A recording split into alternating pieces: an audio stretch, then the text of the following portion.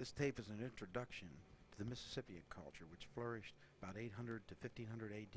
We know about this culture because the explorers wrote about it. When they arrived here, this civilization was in decline. Here we have a shaman residing atop a mound with skulls surrounding him. The head was a particularly important concept to the Mississippians. It was representative of some type of a life form, and these skulls were probably skulls of enemies, sacrificial victims sacrificed to the sun. Here we have another shaman that has note the cross on the center of the pad there. The cross was a sacred symbol to these people here. Here we have a cross fire. This sacred fire with the cross at the center was to ensure the life of the nation. And this fire was kept burning all the time in a holy chamber year-round. Once again, the cross symbol is seen on shells, this time on a spider. This tape will also deal with a lot of Mississippian art. Here we have an insect of some type of bug on the shell discs. Mississippian craftsmen were very adept at sculpturing and fastening things on here. Here we see some more shell work. Now, at times, these shells would have been painted, it is believed. Once again, the cross. When groups in the Mississippi Valley combined the domesticated plants of the eastern agricultural complex of North America with corn and other domesticated plants such as beans and pumpkins from Mexico, they laid the cornerstone for the Mississippian way of life, a way of life based chiefly on agriculture rather than on hunting and gathering. Now, the feathered serpent, which was the previous photograph, was also an important symbol for the Mississippians. Here we have a scarlet snake, poisonous, more rattlers. The snake was a particularly sacred animal to the Mississippian culture. Once again, you see the feathered serpent surrounding the hand with the eye. This is a common religious motive. Tattoo work on a person showing his shell necklace. From AD 800 on, more ceremonial complexes appear in the Mississippi Valley, from Memphis north to St. Louis and even into Oklahoma, Illinois, and Indiana. Between AD 900 and AD 1200, the people of this area, whom archaeologists call Mississippians, went from subsistence gardeners who still depended on the old reliable wild foods to becoming almost full-time farmers.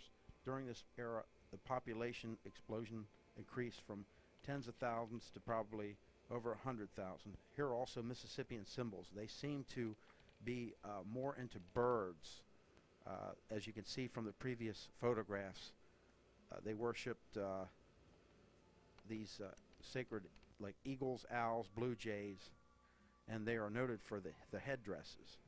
Now, the Adena Hopewell people may have had headdresses like this also, but these headdresses seem to be more grandiose than the other type.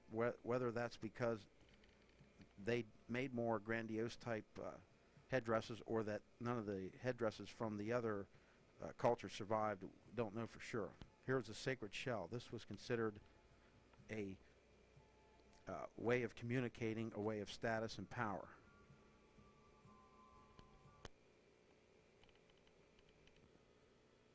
Once again, these shells were done by craftsmen, and it was illegal or punishable by death to duplicate them because they were symbols of power in the community. Here is a Mayan symbol. Once again, sun. The American Indians, Mississippi in particular, saw the sun as their father. That was the main staple of their existence, the sun, father, son, and they resided on Mother Earth. Here we have a warrior with a severed head in a sacrificial type ritual. Initially, the Mississippians were just hunter-gatherer type people, such as seen here, who evolved into agriculture. Here are arrowheads, and flint here shows the ability of their craftsmen.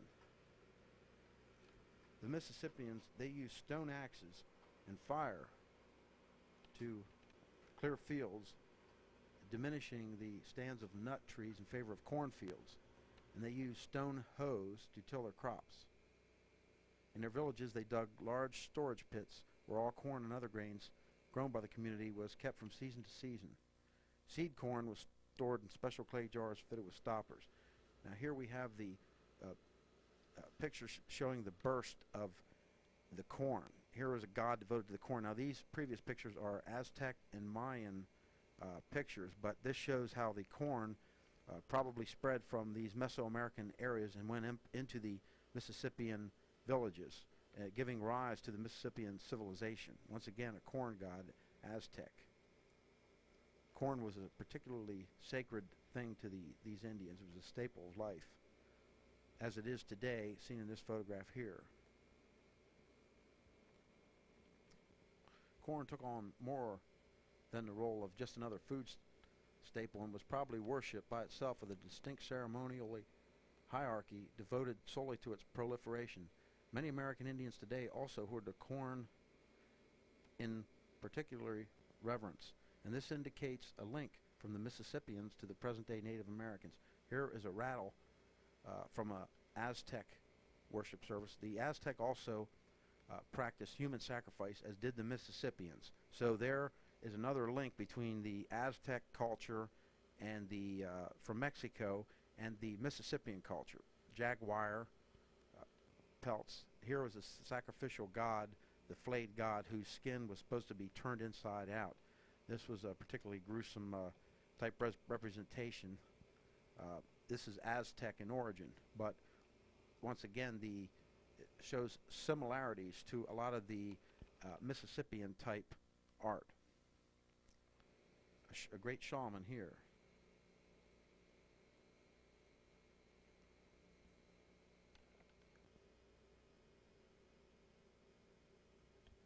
Once again, men at council. The village center here, where the shaman would have resided over the ceremonies. Most of these villages were found in the interior of the continental United States. Very few of them were located along the coastal areas. That is one thing about the mixed Mississippian culture so unique, is that it was founded interior in the United States, and the population centers were interior, as opposed to a lot of other cultures who have along the coastlines large populations.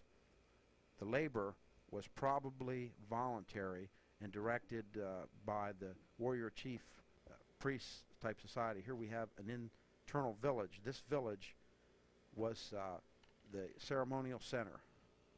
It was a highly stratified center, and the only people probably permitted in to the areas were the relatives and the administrators of this warrior priest society, except for probably certain types of the year when other people would gather in there for religious ceremonies or for like the corn harvest and other type things. This represents a village outside. Here we have a sun-type oriented clock. This was very important to the Mississippians, the role of the sun for the seasons for growing corn. This was administered by the priests, and there would have been these clocks would have been found all over uniting the cultures.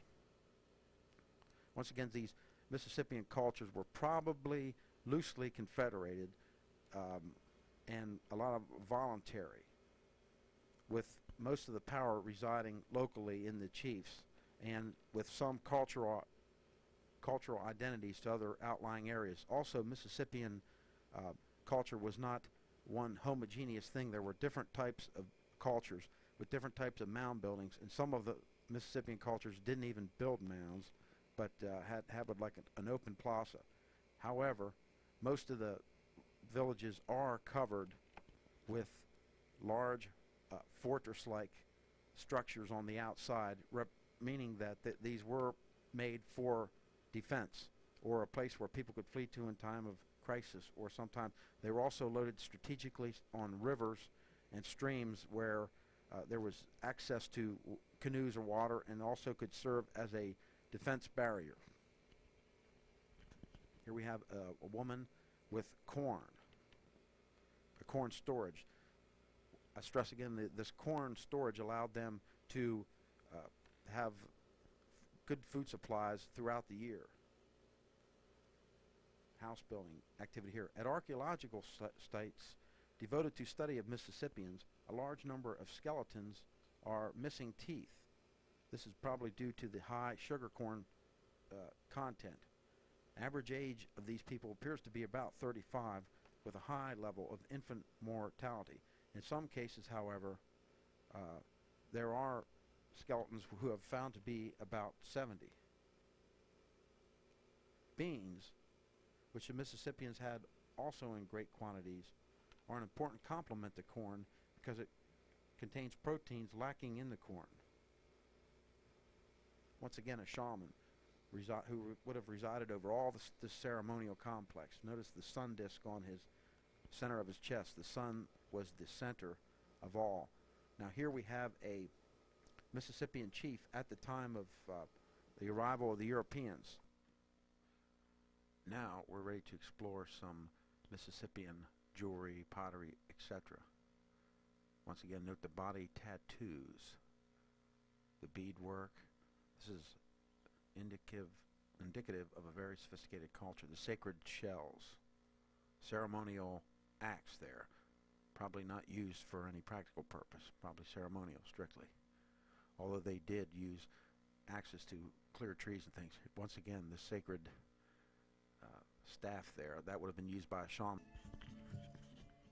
Here we have some chunky sticks. This was used for a game the warriors would play to keep their skill sharpened, and also by small boys. They would throw sticks at these rolling stones. A Mississippian grave present in the background. Note the log tomb burial. Mississippians buried in all types of fish hook. This represents a sacred ceremony that would have occurred in the plaza of one of these ceremonial centers. Keeper of the sacred fire gathered around his council. These were probably elite members of the tribe here to discuss political and economic, social matters and religious matters, because religious matters were the primary outlook on this type of culture. Now we gaze upon the Holy of Holies, where the sacred fire was kept inside the Mississippian council chamber. Here we have the great sun on the right and his chief advisor on the left. They ran the ceremonial complex. Here we have two early Mississippians using an atlatl. It's a spear thrower. Later, the Mississippian culture would become familiar with the bow and arrow, but that had not been in existence around 800 AD. Here's a close-up of an atlatl, a spear thrower. There would have been a stone on here also to add weight to make the projectile go at a higher rate. An early Mississippian hunter. These men would have been part of hunting societies. An overview of the Mississippian mounds. Note the mounds up on structures on top, and how they were always close to a waterway. A lot of these would have been surrounded by stockaded walls made out of wood, and the elite would have lived here along with the chief priests. This was a very highly stratified society. This particular site here is found on the Mississippi River. Once again, we can see the affiliation with nature. Pipes, sacred pipes. The holder of these pipes would have been a powerful shaman, and each individual pipe had some type of power residing in it.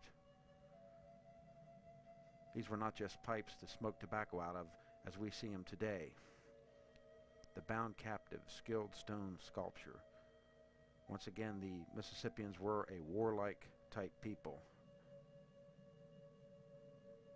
This video here shows what a Mississippian must have looked like. They've also discovered a lot of dental caries, as you'll see here. But this man here had nearly perfect teeth at 25, so these were rare.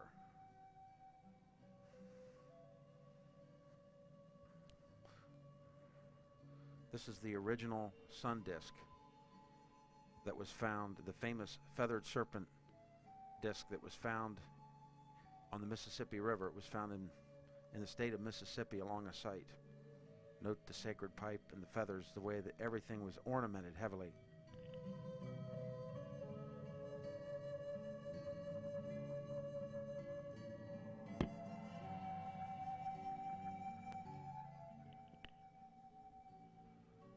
Fishing, hunting were a way that the Mississippians supplemented their corn agriculture. This provided a large staple food supply and allowed them to engage in mound building activity, all types of economic activity, as well as conquering of outlying regions. They would bring captives, it was believed, back to sacrifice to the sun, and thereby enhancing their power and status and expanding their beliefs and their culture into other areas.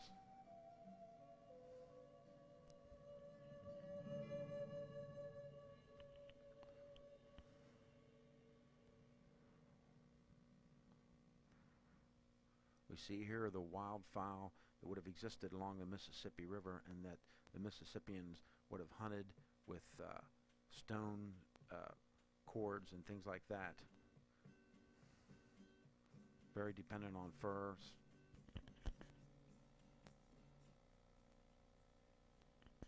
Once again, corn, the chief agricultural product of this culture.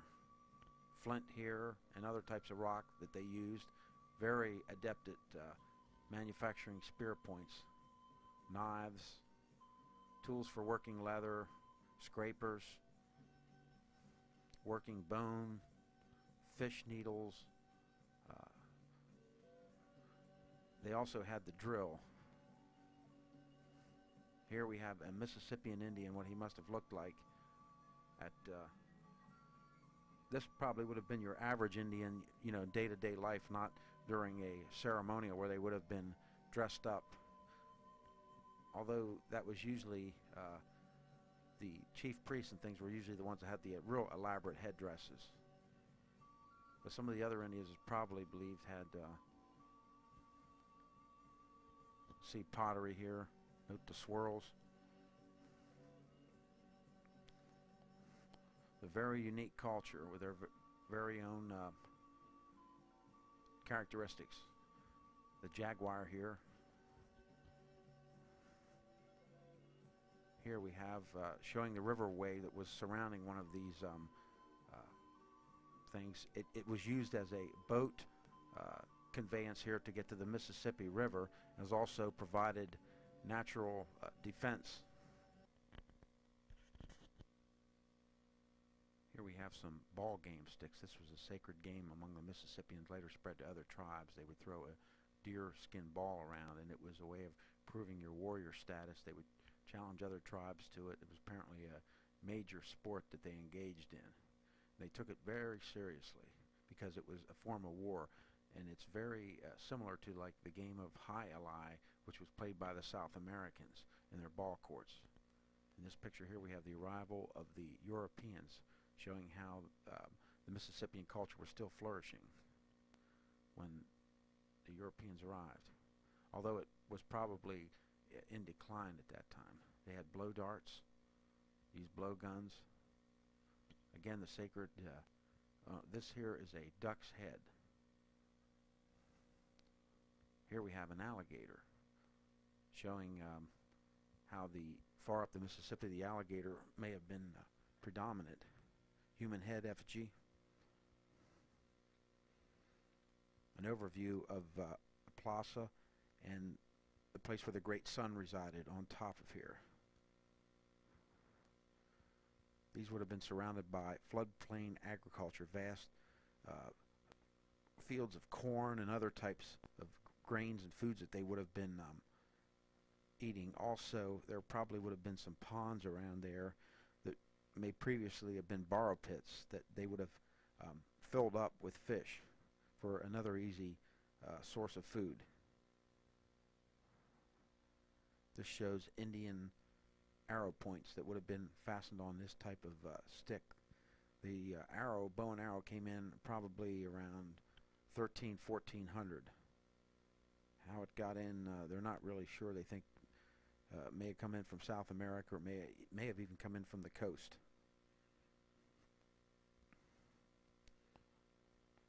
Daily activity type stones they would have used because they had not found out how to use metal yet until the Europeans arrived. These would have been used for clearing fields and building houses and things. Here we have the feathered serpent in color. Now, a lot of the shells you're seeing may at one time have had color on them like this. So these people were very color-minded, very conscious of ritual, and used a lot of beauty and color in their symbols and in their worship. The following mounds you'll be seeing here are from the Winterville mounds in Mississippi. They were built around 1000 A.D. These were the ceremonial centers where the great son, the head of the Mississippian society, would have resided with his attendants and his family. And there would have been, what you see in the foreground there is probably one of the cornfields that they may have had. And this scene here is two men holding a net across the stream. One way the Mississippians would have procured fish for their diet, and for trade probably as well. All of this tribe would have been involved in some type of food production, giving rise to hunting societies and their sacred rituals, which worshipped and respected the Great Spirit and his cosmos. We could speculate here that the Indian had a personal relationship probably with the Great Spirit, and that this relationship dominated every aspect of the Mississippian culture, and every creature in the cosmos was related to the man. The American Indians are still like that today, still have the same type of belief, a lot of the tribes.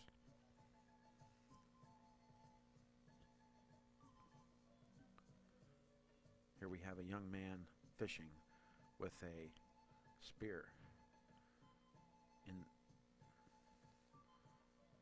the products of the waterways, ducks, fowl that they would have used.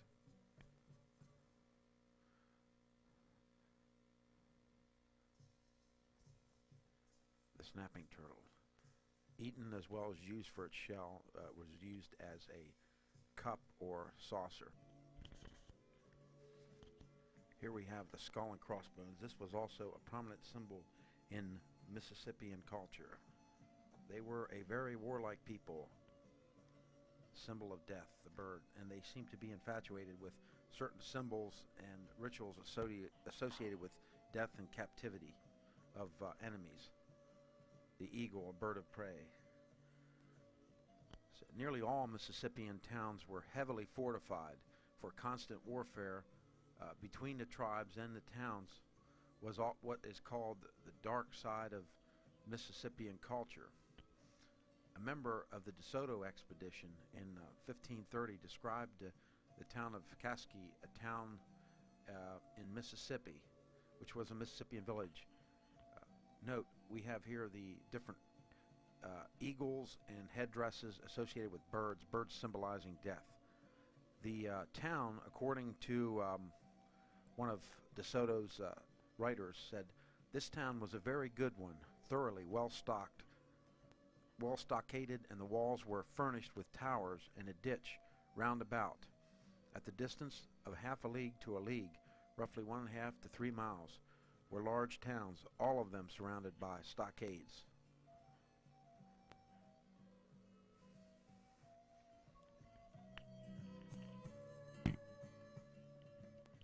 Once again, the recognition of birds, that type thing, is also the Aztecs were also very much into birds, and birds as symbols of power and power elite type things, tattooing.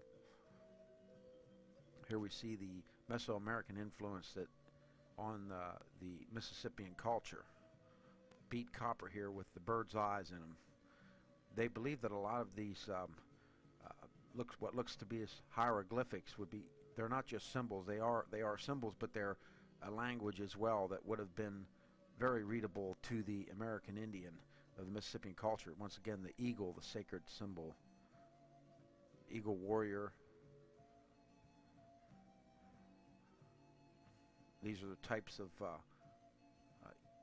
birds that would have been residing in these areas here. The woodpecker was also a symbol of death or war For what reason, I don't know. Someone once suggested it could be because of the woodpecker has an aggressive nature. But one archaeologist called the woodpecker, like he called the woodpecker wars were like wars of the Mississippians, because they seem to give special attention to this bird in their conflicts. Once again, the head, which was considered a sacred symbol to the Mississippians. The relationship between man and animal was not as distinguished as it is in Western society. Here we have a Choctaw ball game, which the Mississippians would have indulged in. These games were attended by probably thousands of people came to them, and they were very brutal. The severed head. This is some type of a sacrificial head. Warfare, or the threat of warfare, appears to have been one of the regular features of daily life in Southeast during Mississippian times. Here we have a femur bone made into a flute. This is Aztec, but this is the similar type things that the Mississippians would do, because they found similar type objects in Mississippian tombs. The warfare structure would have been resided over by the chief priest, the great sun, the tattooed serpent, those type figures there. Was probably for extending their power into other areas. There was a confederation, but how tight it was, we don't know at all. Note once again here the bird tattoo around the eye, the symbol there of the bird carrying a human head, the head being a particularly valuable trophy to the American Indian of the Mississippian culture, as it was also to the Aztecs and some of the similar ones. The eagle, the sacred eagle, praying for eagle spirit, eagle strength to strike in battle swiftly at the enemy. One man even purported that this head worshipping may have been a form of ancestor worshipping, and that these may not have even been enemies, but I've heard many different interpretations. This here is a war symbol. The eagles like this were arrayed as a declaration of war, and we know this for a fact that the Cherokee, as a Cherokee warrior pictured here, still has the same feathers, and this is the way the Mississippians would have declared war, or let them know that they're at war with another village. Here we have the sacred black drink that the Indians are indulging in before battle and praying for a vision to come out all right. The power of the puma, praying for strength in battle. In this segment here we see a Mississippian village, simple one, very small one, laid out here. Here are the chief priests and the great sun's mounds high atop everyone else. The outsides we would have had the other village, the commoners.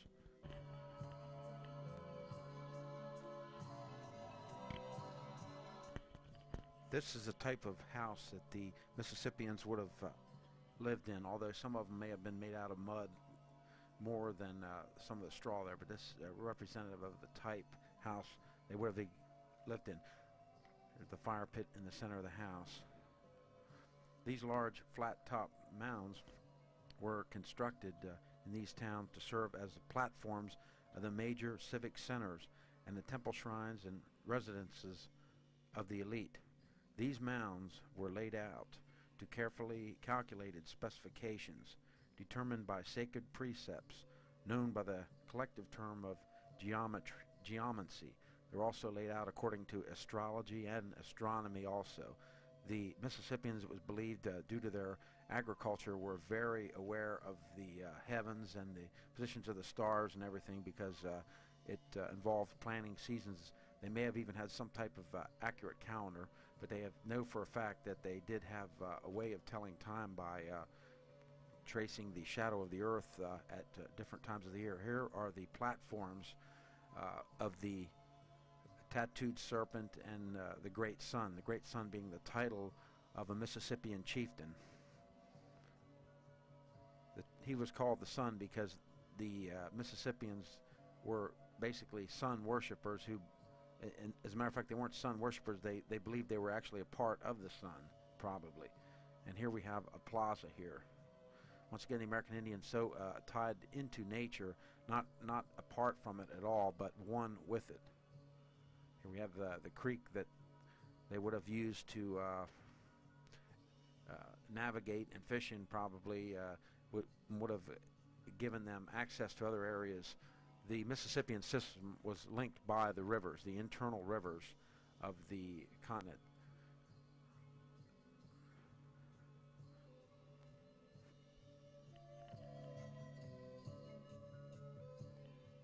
This village here is called the Grand Village of the Natchez, and this particular village was visited first by the Spanish under De Soto's expedition, and also later by French explorers. At this time there was still a Mississippian type culture in existence here, although it was beginning to be in decline by then. But a lot of the early explorers noted this and left records of this highly stratified society, and were fascinated with it. This would have been the plaza area where a lot of the ceremonies and the ball games such would have taken forth. At this site was a temple. Once again, the temple was the center of the entire complex, ceremonial complex. Virtually every act, everything that was carried out in this village would have had to have some type of approval or something from the religious hierarchy here.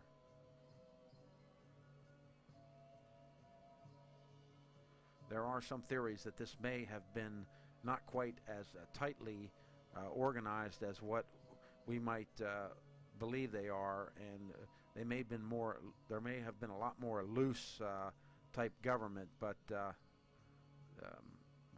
all we can really do is speculate on any of this, anyways. Here resided the house of the great sun. He and his family were resided here in a lot of these places. When the chief died, his family was ritually murdered along with him, and there are records of this. And they have found tombs where a whole family was indeed slaughtered or sacrificed to the sun after the chief had died. And this is also a very similar practice to like the Aztecs and the Mayas and some of the South American tribes in this era still practice the same type thing. Once again, here we have the village as it may have looked at the time De Soto arrived.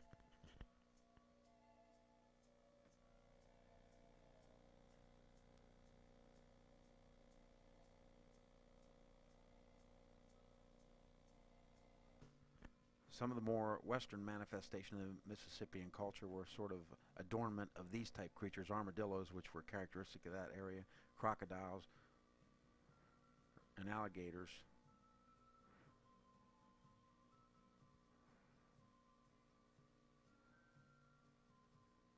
The owl, symbol of death probably, or some type symbol, used in a lot of rituals, not just for regarding death. Here we have a Mississippian warrior ready to go out and take captives. Note the rope there that he has for binding his captives. He'll probably bring them back and they'll be sacrificed at one of the ceremonies there.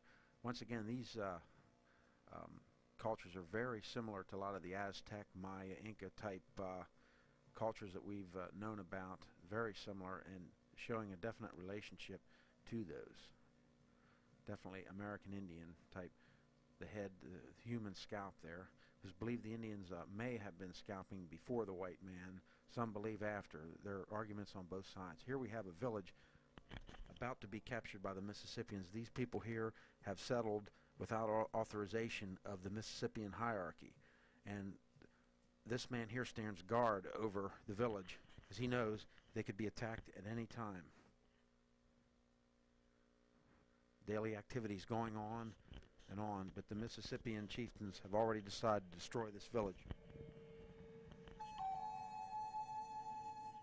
These people are also engaged in corn agriculture, but they're not as highly organized as the Mississippians are. The Mississippians may have commanded thousands of soldiers. They're about to swoop on them like the eagle, like the eagles you've seen painted, the eagles you've seen on their picture. Note the talons there crushing that mouse. That is how the Mississippian warriors are going to swarm onto this village, which is not under its influence. Sacrifices were mainly gotten from captives. They usually weren't taken from members of their own tribe or status.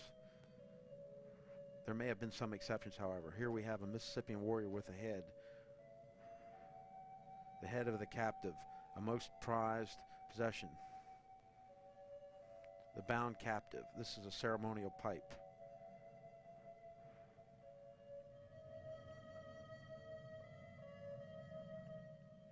In this picture here,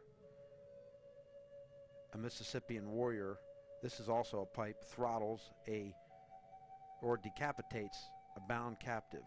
This particular pipe here was from the Oklahoma area.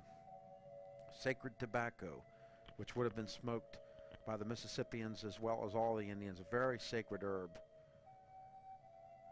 Probably smoked at every important occasion, on all occasions. Here is another pipe where a man holds a throttled captive. The pipe stem went into the back of this. The smoke blew out the side. This is a famous pipe here too. These pipes were brought out at special ritual times. You can only speculate what occasions would have brought them out. Stone idols. These were also found in some of the shrines that would have been decorated they were buried when a powerful shaman or someone died, because they had to be buried with them, because it was believed these stones actually had some type of power. Eagle pipes. They didn't have our idea of just pottery for the beauty of it or something. There was always something more into each item. There was a sacredness in it. Here we have a Mississippian chief. Here he lies on a bed of shells in death. This particular burial here was discovered in the Cahokia Mounds around St. Louis.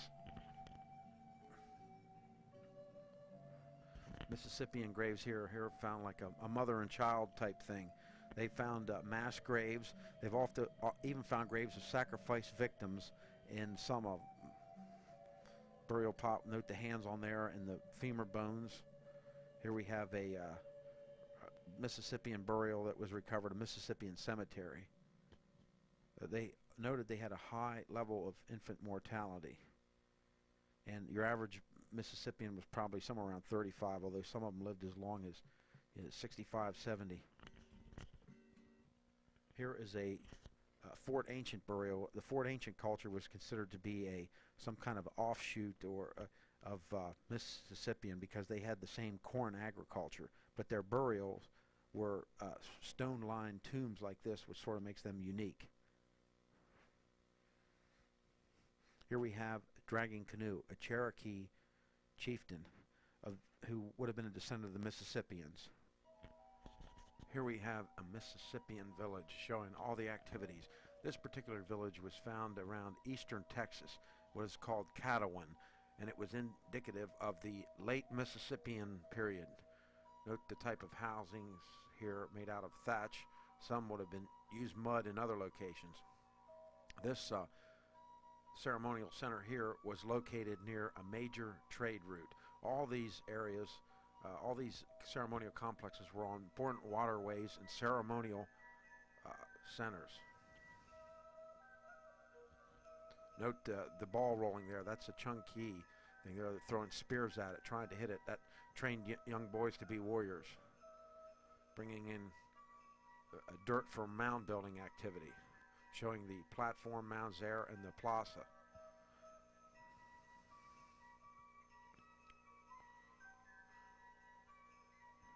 Some of the goods found in these mounds were imported from literally thousands of miles.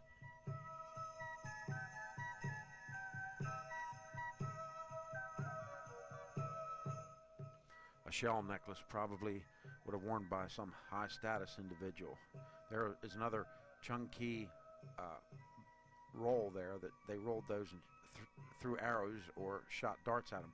A plummet used for catching waterfowl with nets, or also used as a fishing sinker. ear spools. These would have been put in the ear to expand the ear. This was also a form of status among the American Indians. Mississippians used ear spools. Here we have a pipe showing where the pipe stem stuck in and where the smoke came out. Here, ceremonial celts. These would have been carried by the priests, our high status individual. Once again, these type objects are usually found in burials of important chieftains and their families and governor. Here we have another pipe showing the holes for inserting the pipe stem in. The flint blade. The Indians were very good flint workers, and there was even a society built around this. Here we have shows Indians migrating. Now the Caddoans were more a sedentary type people. They stayed at one place for a long time. The image of the American Indian as being a constant nomad on the move all the time is coming under some revision, because there was an abundance of fish and game almost all the time. And with the coming in of corn, they probably didn't move around as much as we may think they did, but rather preferred to stay at one site. Caddoan pottery.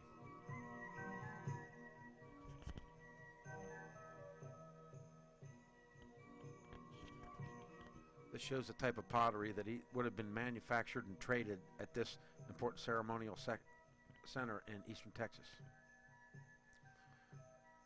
We have power amulets, beads, ear spools, bowls. Some of these goods were imported from thousands and thousands of miles away. They found stone that came from like Connecticut and things like this in these areas. This trade network was very vast. Corn, although it's not the type of corn that we have today, but this is the sacred plant to the American Indians. It was supplemented with other crops, so they weren't totally dependent on corn, but it was a major part, and it revolved around an important ceremonial time, which was called like the Green Corn Festival. The Green Corn Festival is also still being practiced by a lot of Cherokee and Chickasaw type tribes out in Oklahoma, which were originally from these areas.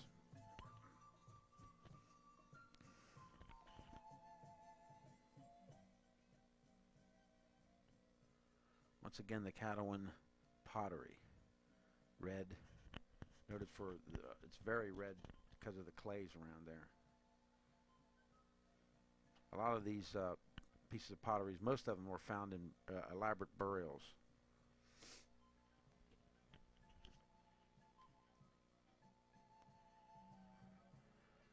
Here we have a group working on a mound.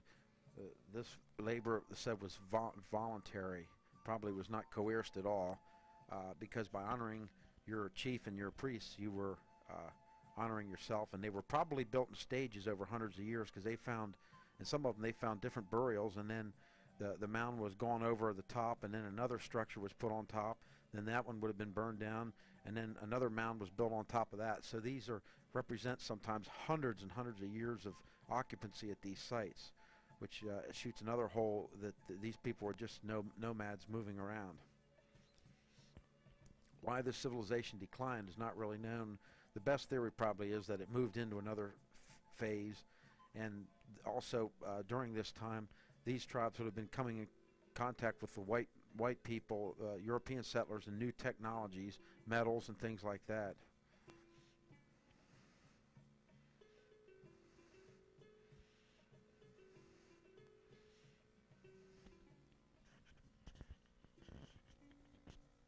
You can see here where these things were imported. The Cahokia Mountains in Texas.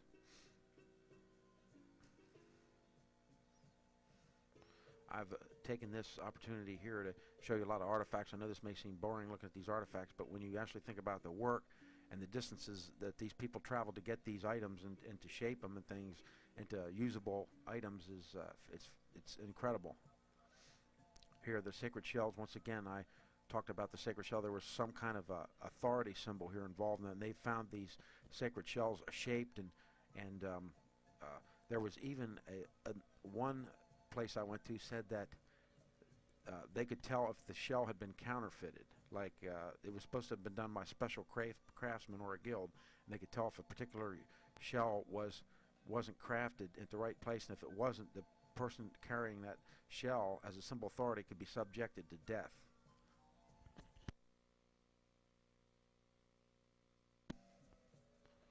Here we have some Mississippian woman making pottery. Once again, I'm focusing on the chunk key. I've been talking about this a lot during this film, and here's the way it rolled across there, and then they would practice throwing at it, and this would give them good hunting skills, and with the hunting skills came the warrior skills, because these were probably pretty warlike societies, although, you know, to measure them against present day would be difficult making a comparison.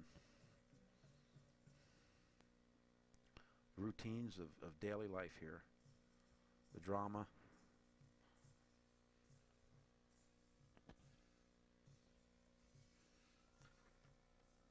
There's obviously an important status individual there with a feather headdress like that. He obviously has some power in the community.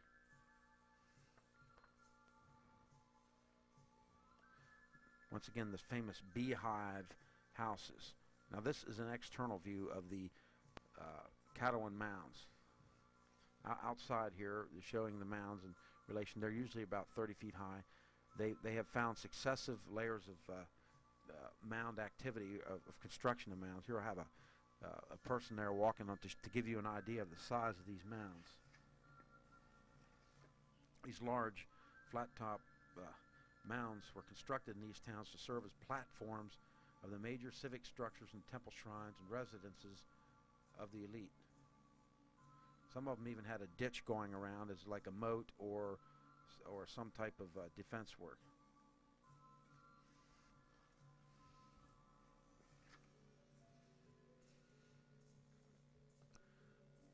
Most Mississippian chiefs were extremely powerful people, commanding armies of as high as thousands of men. Some were the equivalent of medieval kings or feudal lords in manner and influence. Early European explorers, both French and Spanish, noted this in their travel records of the New World.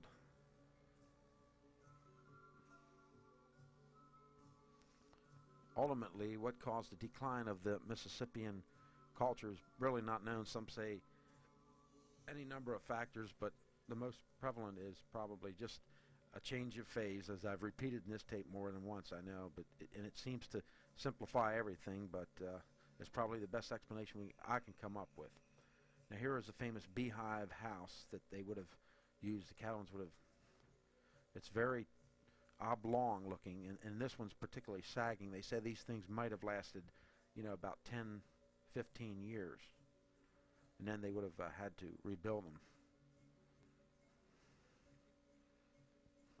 Okay, this shows, you know, the mound, what they found underneath it. When they found underneath the main mound, you could see there's been many successive layers of activity at this mound, from the lowest there, where it was just a simple structure there, to the top. And this is the mound over there, the main temple mound there. That truck there sort of provides a scale to the height of it.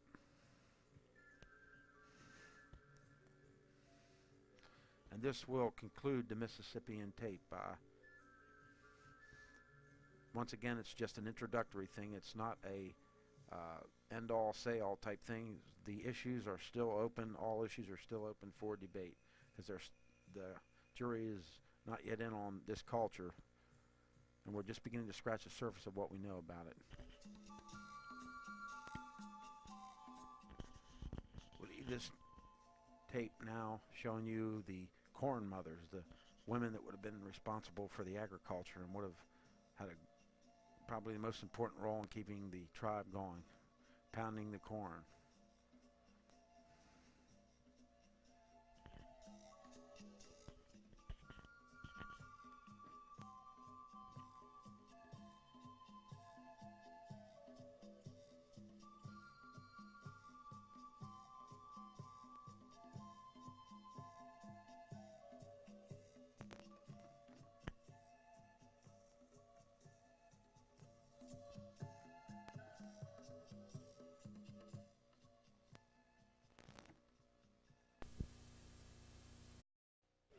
This tape, which is focused on the Fort Ancient culture, begins with a battle between the historic Shawnees and the settlers arriving in the new territories of the United States, such as Kentucky, West Virginia, Ohio. Here a battle is in progress.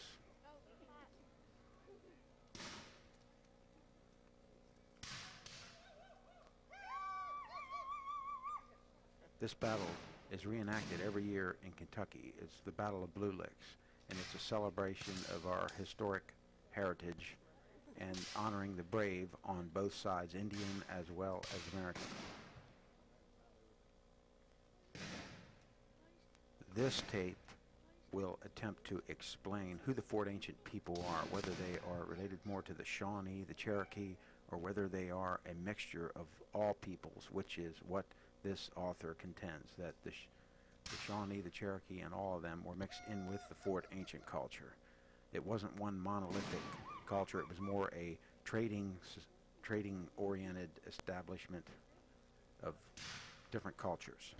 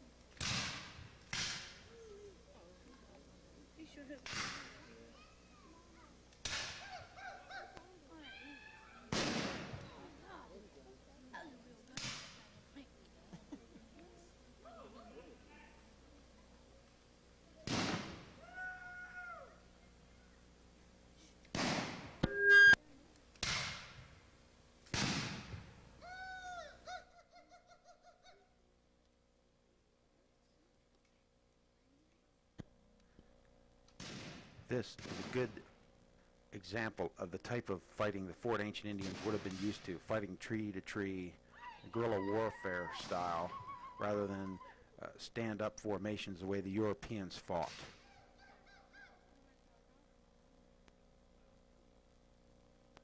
Indeed, the Indians taught the white man the tactics of guerrilla warfare. Guerrilla warfare had been used in Europe in a few uprisings, but it had not been successful, so it was considered by most European commanders as not a viable way of fighting a battle. The Indians would show the frontiersmen, however, that it was very effective, and the frontiersmen adapted very quickly and became very efficient, and maybe even more efficient than the Indians were.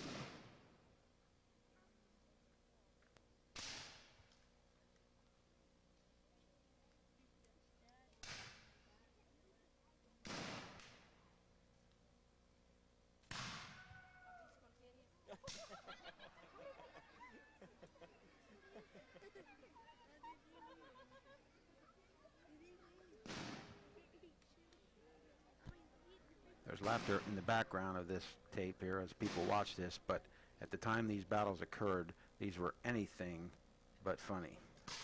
Indeed, serious, fought with hatred on both sides, with the population favoring the white man who came in massive hordes from European countries, whereas the Indian population at the time numbered in the tens of thousands. We'll start off here with the Fort Ancient symbol here. This was found in a tomb. The symbol, note the Mesoamerican and Mississippian type influence showing a southern influence. Our story begins here with the Ice Age about 13,000 years ago, about 12,000 to 13,000 years before the coming of the Fort Ancient culture.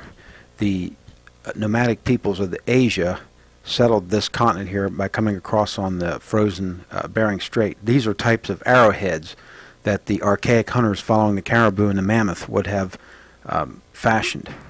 You can see they were very adept at flint. We have a man here using a spear here, although probably it'd be more accurate to say he had an atlatl, which would have been a spear thrower. These are the type of animals that these men would have hunted, and these tribes would have become very dependent on these animals for their food protein. Here we have the mammoth. Note the you can tell the mammoth from the mastodon because it has a knob on the head, whereas the mastodon's head is flat. They believe that these hunters may have lived in bands of 20 to 30 to this.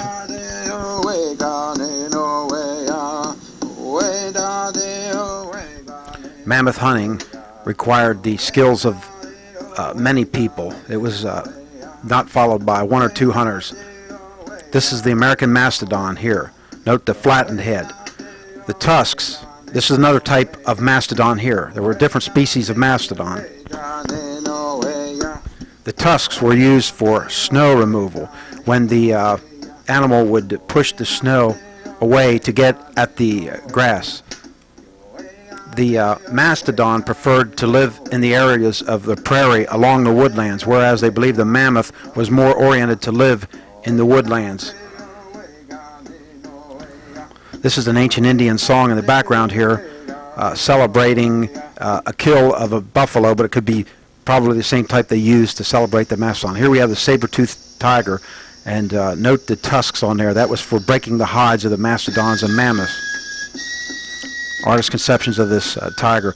Now the mammoth and these other creatures became extinct, it was believed, due to the Ice Age ending, and there was no longer a need for these larger creatures. They moved farther north, but it was believed they may have also been overhunted by Indian peoples. Once again, one of the major predators and later a symbol for all Indians, the wolf. Many clans were even named after the wolf. This here is a dire wolf. The dire wolf hunted the mastodons, and they find more skeletons of wolves at a lot of these sites than any other predator. Once again, we have the mammoth. Here we see the mastodon living in the meadowlands along the forest, the young mastodon.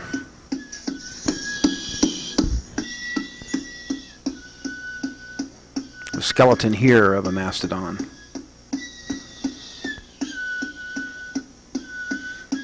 These creatures, is believed, sustained prehistoric man for thousands and thousands of years, providing a viable source of protein. They also believe that they practice agriculture to a very limited extent, more like horticulture and gathering at this point. Lived in villages, small villages. It wasn't until the Ice Age ended when the nomadic bands would begin coming together in larger and larger villages, and the villages and the social interactions between them would become more and more complex. Here we have a mastodon. As the predators followed these animals such as the mastodon and these larger meat-bearing animals, prehistoric man also followed these herds to compete for the food supply.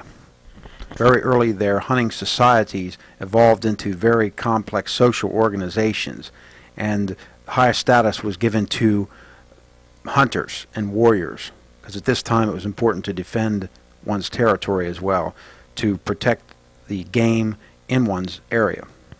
This is a moose elk, combination of a moose and elk, both prehistoric. A group of nomadic elk hunters here. You see, they used every part of the elk except the screech of the elk. The cave bear, definitely a relative of the grizzly bear, can be seen here. Note the hump on the back. This animal must have been very ferocious. And once again, the Indians highly revered the bear for its ferocity and its ways of becoming much like man. Here we have a woolly rhinoceros. This animal here is a descendant of the woolly rhinoceros. The woolly rhinoceros went extinct thousands of years ago. One of the prehistoric buffalo that would have been found in this area. Here we have a skeleton of this prehistoric buffalo. Note the horns are very large on this animal, and this animal would have dwarfed a modern-day buffalo. These animals were vegetarian, as well as the mammoth. A buffalo skull. This was found in a bog, sulfur bog, down in Kentucky, where these animals would go to congregate and to keep warm, it's believed, and in doing so they would get trapped in some of the mud down there. Here's an artist's conception of what this bog must have looked like, with animals being trapped in here.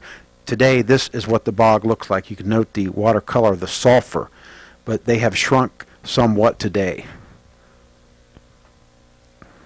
Once again, the mammoth is different from the mastodon. So, buffalo.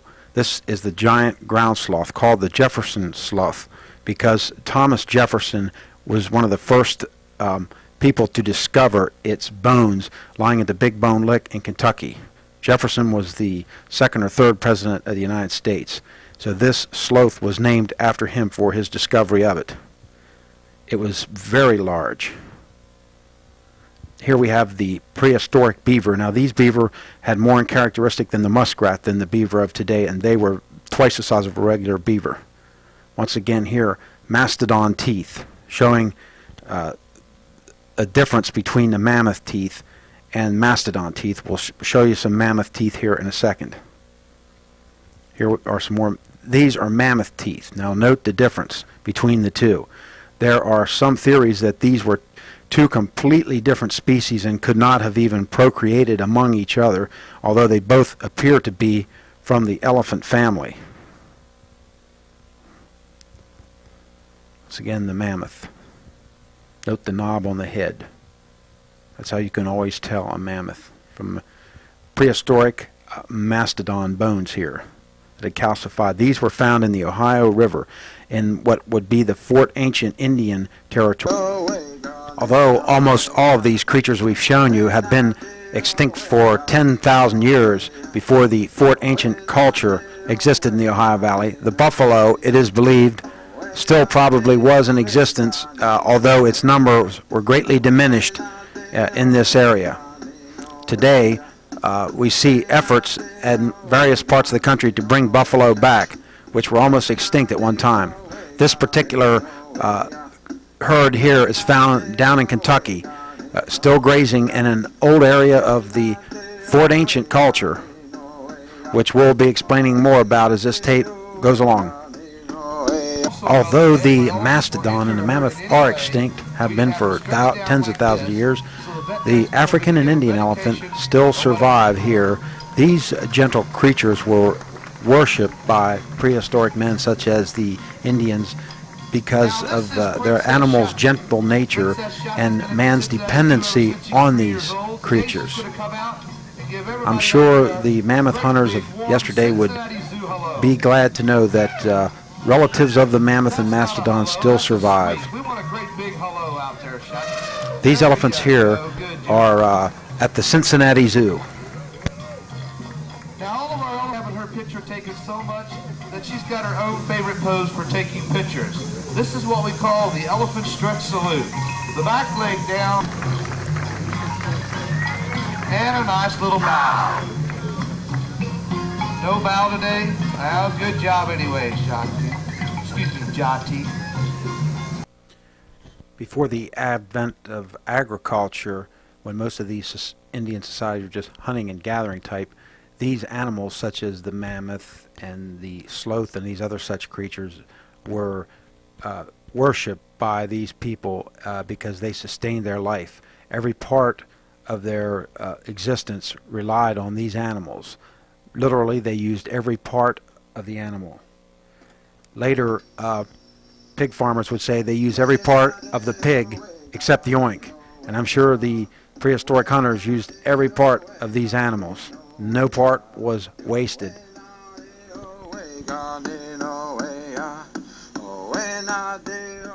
Prehistoric hunters here with ladles hunt some elk.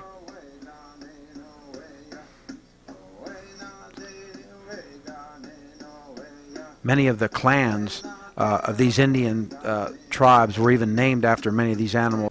there was a clan named after the elk. Here are white-tailed deer. White-tailed deer came about after the Ice Age, when smaller creatures began to dominate and the earth warmed up. Clovis points here made about 10,000 years ago. It shows the skill of these people. The first of the prehistoric peoples to follow these herds is called the glacial cane people, because they buried their dead in deposits left by the glaciers. Here is the type of village that these people would have lived in. The glacial cane people lived 8,000 years before the Fort Ancient people and are most known for these bird stones. It's not certain how they wore them, but it is believed that ritual was an extremely important part of these people's lives. Over thousands of years, these Indians followed. The Hopewell were noted for their ritualistic burial of the dead and their elaborate pipes and ceremonies. Here, a Hopewell shaman showing his affinity to nature, the feathers, the hawk, the sheet of mica. This is an artist's conception of how these goods, which were found in tombs, were used.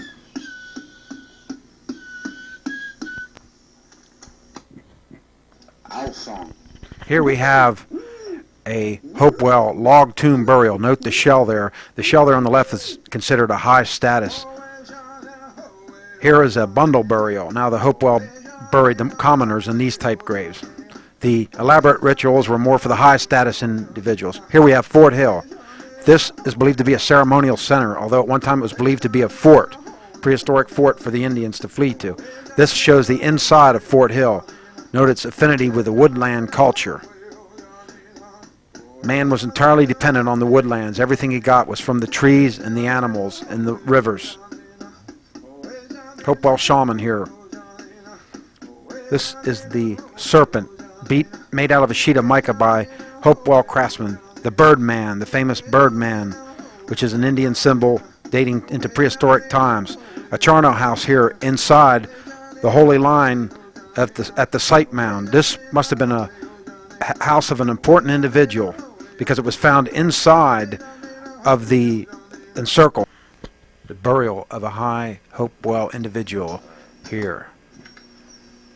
The Hopewell were responsible for trade throughout the Ohio Valley, and the Fort Ancient people would later inherit the Hopewell trade infrastructure, whatever.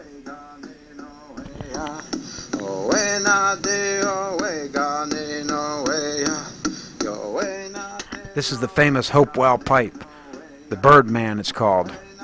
Note the serpent on the front of it there. The ear spools there. It's the front view. This is the back view. Note the feathers down there. This is a pipe, a ceremonial pipe that was smoked. This will show you a few examples of the type of Hopewell pipes that were made by their elite craftsmen. Now, whether these were ceremonial or whether they were also commercial in that they were sold, it is not known for certain, but it is imagined that some of these were probably ceremonial, some were sold to other tribes or used as a trade item.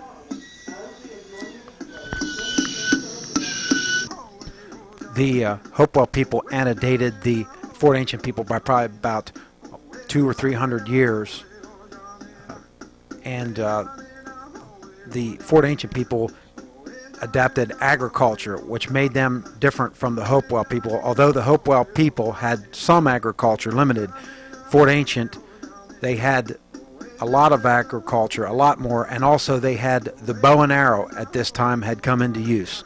So the hunters were more efficient at this time. Here we have a Fort Ancient village showing the agriculture. By the time 1670s, the Fort Ancient peoples were decimated. The Fort Ancient people are called the first farmers of the Ohio Valley. They replaced the Ohio Hopewell because extensive agriculture allowed more sedentary, settled ways of life. Indeed, a lot of the mound buildings activities may have been places where nomadic peoples may have gathered at certain times of the year. Here we see a Fort Ancient calendar, which would tell them when to plant corn. The life of the Fort Ancient people was more complex than that of their predecessors.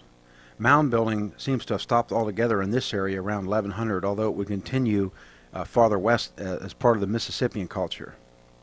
The Fort Ancient villages were what we call planned villages. Religion and family were the most important features of their life, and this can't be stressed enough. Here we see a chieftain's hut here.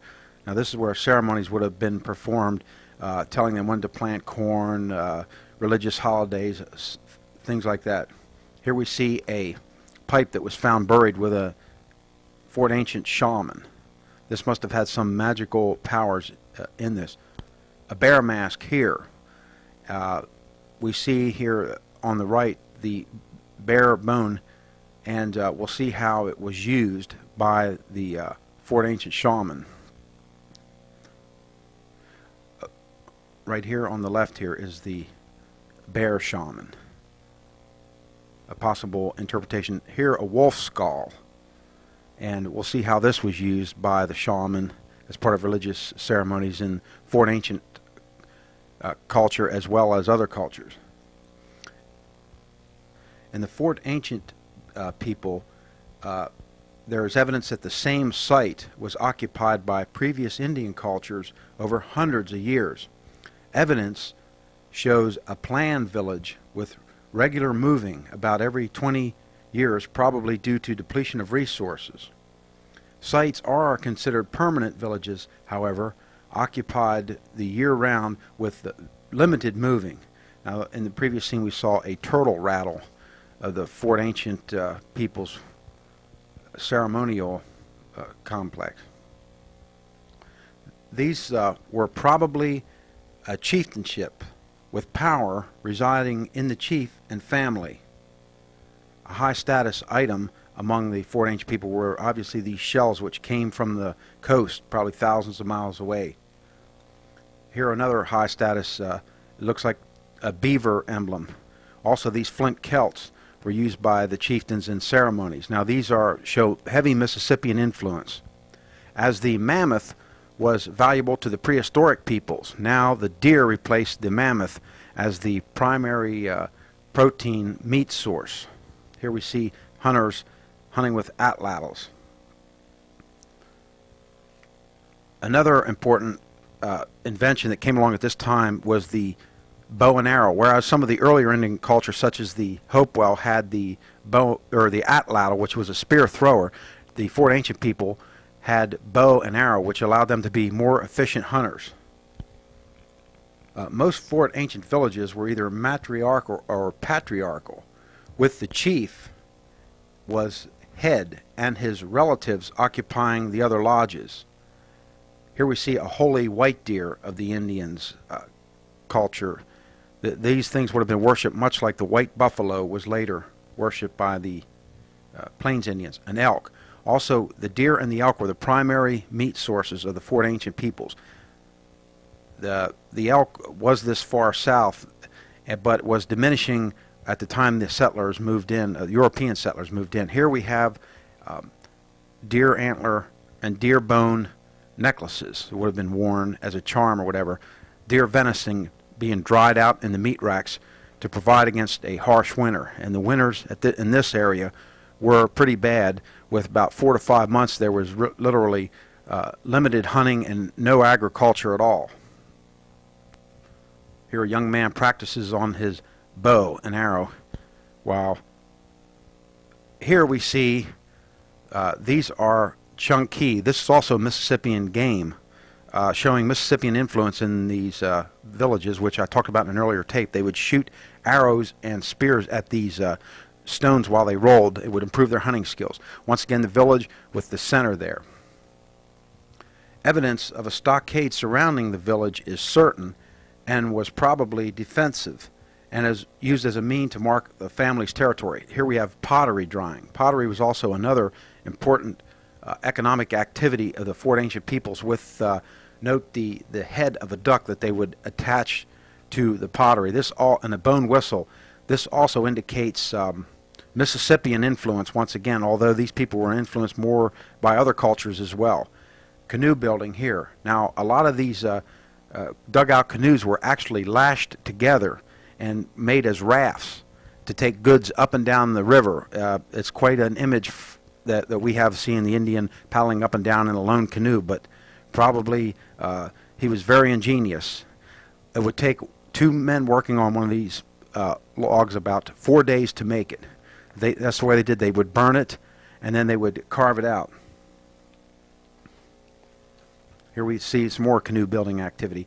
This area was an important commercial area and was probably fought over many times because the Ohio River was seen as a valuable economic resource for the Indian tribes trading, because trade was one of the most important factors of their life, getting up and down the river, as it was in many of the other Mesoamerican cultures such as the Mayan and the Inca and the Aztecs, all the other ones. As a matter of fact, one of the worst crimes you could commit in those areas was to interfere with any kind of trade activity, and then immediately following a declaration of war would occur. Four ancient sites indicate villages existed in a sea of change that evolved under new ideas coming from the north, the south, the east, and the west. Here we see the use of herbs. Now, every plant was sacred, every tree was sacred. They all had their use, some medicinal purpose to the American Indian. As a matter of fact, that's why the Fort Ancient culture is part of what they call the eastern woodlands, because the woodlands east of the Mississippi dominated this culture and provided everything they need, from the cover for the game to the houses they built, everything. Now here we see warfare. Warfare was undoubtedly a part of this culture.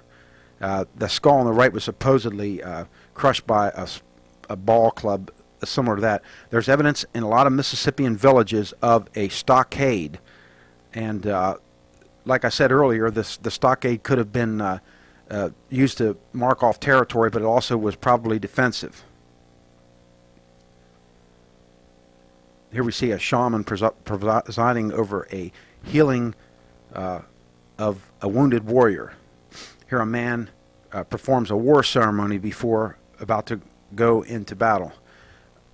A man carrying a scalp on the left, although it's controversial whether the Indians brought scalping in or whether the white man, but some people believe now that scalping may have been in practice before the white man got in to the continental United States. Here a man stands guard above a watchtower over the village. Another scene of a watchman. Apparently these areas were heavily defended because of the trade routes and such. Here a bound captive is brought into the village where he'll either be adopted by one of the tribe or killed.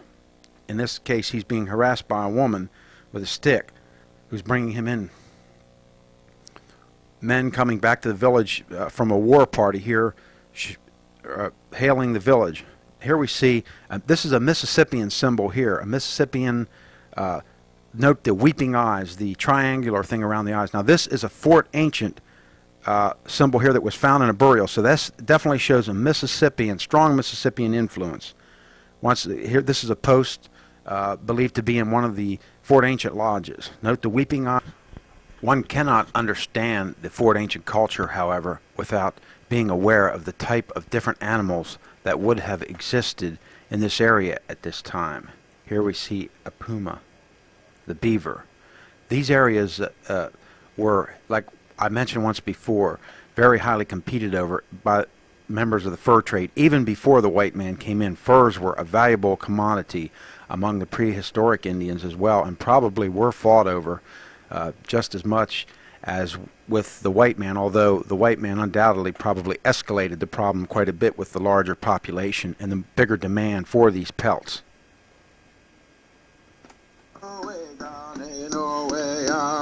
The otter, the badger,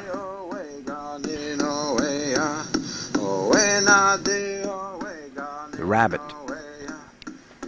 A lot of Fort Ancient peoples built pipes to capture the spirit of some of these animals. The woodchuck.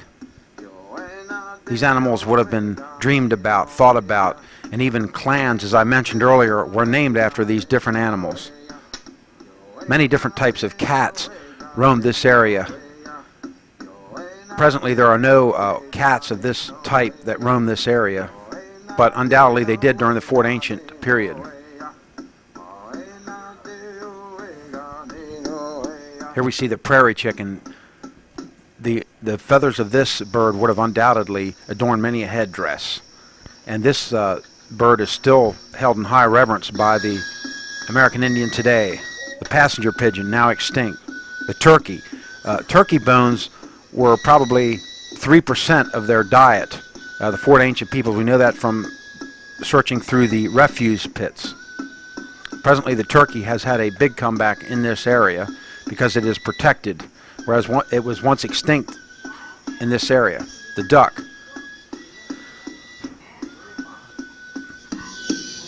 These animals were hunted by throwing weighted stones with nets and string into the air and trying to bring down flocks of low-flying animals such as these. Once again, these birds valued for their meat as well and their feathers. The owl, an important symbol in this area. The Mississippians believed the owl portended death, which was also probably a Fort Ancient belief as well. Once again, we see the Fort Ancient blending with cultures north, east, south, and west. In the background here we have a song to the owl. This bird here was valued for its feathers undoubtedly by the Fort Ancient people, but it is extinct. It's a breed of the woodpecker. Woodpeckers were also a Mississippian symbol, a symbol of war. Here the Carolina parakeet, valued for its feathers and color as well. Probably some of these items, bird feathers and such, were trade items to the Fort Ancient peoples. This bird in particular here is no longer in existence in Ohio. It was extinct around the time the settlers came. Here we have the more field-type birds. That was the meadowlark here. Here the glorious golden eagle, which inhabited this area also, but has been extinct in this area, but is trying to come back. The crow, the mysterious bird of the Indians. This bird is the most intelligent of all the birds and is held in especially high reverence by the Indians. Many Indian tribes even naming their entire tribe after this bird. Many names reflected among the Siouan and other tribes. The ruffed grouse.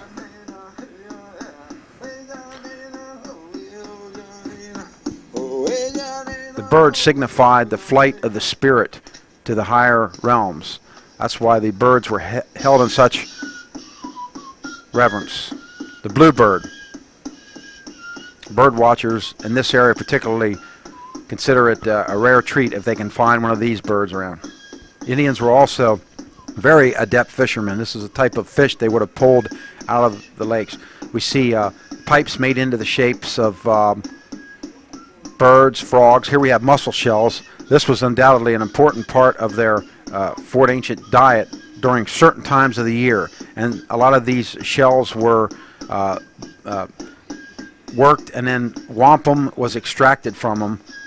These were a form of bead made from these shells that was a trade item. The snapping turtle.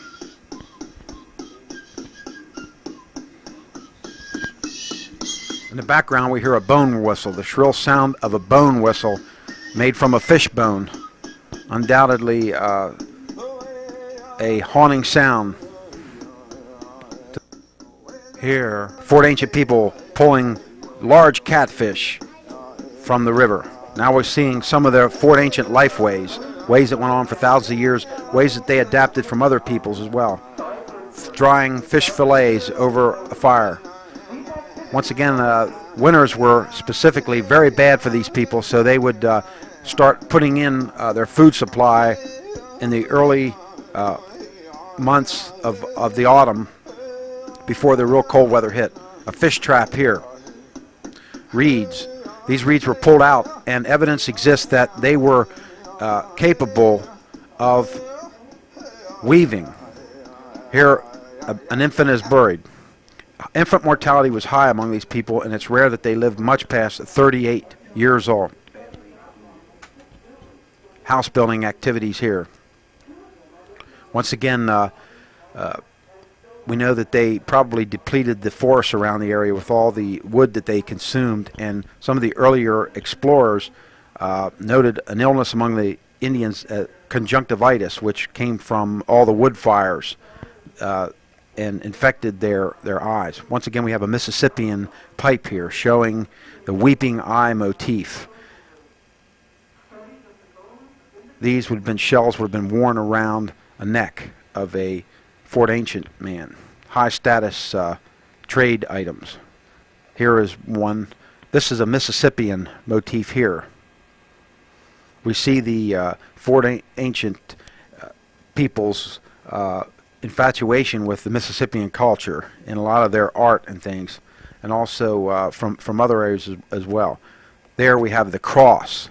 Now, these are Mississippian spools here, but you can plainly see that they are in the shape of a cross. The cross was sacred to the Mississippian culture and Fort Ancient as well, the cross representing the four winds or the 4 points of the earth. Here we have a dreamer, a Fort Ancient man searching for his vision quest.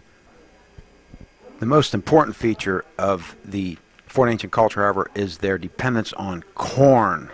Corn allowed them to become the civilization they were, and this marks what we would call a distinction of the Fort Ancient people. Here we see a farming hoe that they would make out of shells. The type of corn that they used was what they call the northern flint corn, although they had many other different types of corn. And this type corn is extremely rugged and can survive the harsher winters that this area would have experienced at this time. Once again, corn believing to have come from the southern regions. Here, the tobacco, sacred tobacco that was smoked in the pipes, although it was believed they mixed it with other ingredients, including barks, beans, the corn, the beans, and the squash. The 3 sacred sisters of the Iroquois, seen here, also part of the Fort Ancient culture, probably another Mesoamerican influence. Another type herb that they would have used, a type bean they would have used in their diet. Here we see the cornfields being minded while 2 male members repair the wall of the stockade. A woman here keeping away crow and deer out of the cornfields. This would have occupied a lot of their time protecting their corn. The sacred pipe being carried here by 3 members of the Fort Ancient culture. Ceremony, the most important aspect of their life, and literally their life blood. Can't be emphasized enough. 2 women here bringing corn into a sacred area where it will be sacrificed as part of the green corn ceremony. It's believed these people practiced the green corn ceremony, or commonly called the busk. This was definitely shows Mississippian influence, because the Mississippians, it is known, practiced this during every September when they would worship the corn crop. Here we see the deer. The Indians became so reliant on this animal here. It replaced the buffalo to the eastern Indians. As a matter of fact, the Indians called deer Shawnee cattle. They compared it to the cattle of the white man. The white man used the cattle to survive on. The Indian used the deer. Every part of the deer was used. The bone was used for various purposes. The sinew was used for bows and wrappings. Here we see deer hides for clothing. It was a trade item. It literally dominated every aspect of their life. As a matter of fact, some of the clans also were named after the deer. It is believed the women did a lot of the tanning of the hides and that type thing. But here we see a man wearing a deer hide, a Fort Ancient man. These are deer bone scrapers used to scrape hides. We're going to see in the next few scenes different archaeological evidence here for the Fort Ancient culture. These were all taken from tombs of Fort Ancient people, and it's believed they're high status burials to have such valuable tools and things in them. Bone awls, arrow points made from the antlers of deer. They also used flint a lot more, probably.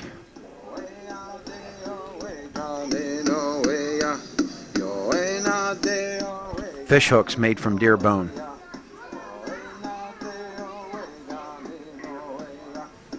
This shows a hunter of the period stalking other deer using a deer hide as camouflage. Here we see a deer hoe. They used the scapula or the shoulder blade of deer for hoes. Here's another one.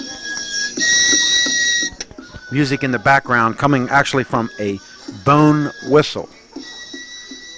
Very shrill, very high pitched, almost sounds like a whistle. Here we see an Indian woman dressing deer hides. This would have been an important part of her life. As a matter of fact, the deer was also a trade item in Indian societies. The white man merely inherited the trade establishment that was already in progress from earlier peoples, as did the Fort Ancient people inherited their trade network from peoples that had existed before them, such as the Hopewell and the Adena. Trade and ceremony obviously goes way back, even to the glacial cane people that we studied earlier, 8,000 years before the Fort Ancient culture. These are necklaces made out of deer and other type teeth. Pottery, an important part. Fort Ancient people made their own type of pottery that's very distinctive. It shows a lot of Mississippian influence. Here we have a type of pottery that they made. Note the serpentine pattern on this one here. The serpent being a particularly sacred symbol to these people. As we'll see, it's even believed they may have made the serpent mound. Here we see some more pottery of the Fort Ancient people. Fort Ancient people received their name from an archaeologist who first discovered their culture back in the early or to later 1800s. Actually, they wouldn't have called themselves the Fort Ancient culture, and it's believed they may not have even known they were part of any culture. They were just an affiliation of families and groups that were united through trade and religion and family ties. Here we see Fort Ancient people gathering nuts, the women. Canoe building. Use that shell scraper and a burn method. They would burn that and then scrape it with shells or flints, other items. This was an activity that they pursued on a full-time basis. They always had to be making these canoes because of the trade up and down the river, and they used it for their hunting and gathering and other things. The frog, a frog pipe. This would have been a communal pipe here. As you can see, the pipe stem goes in the back.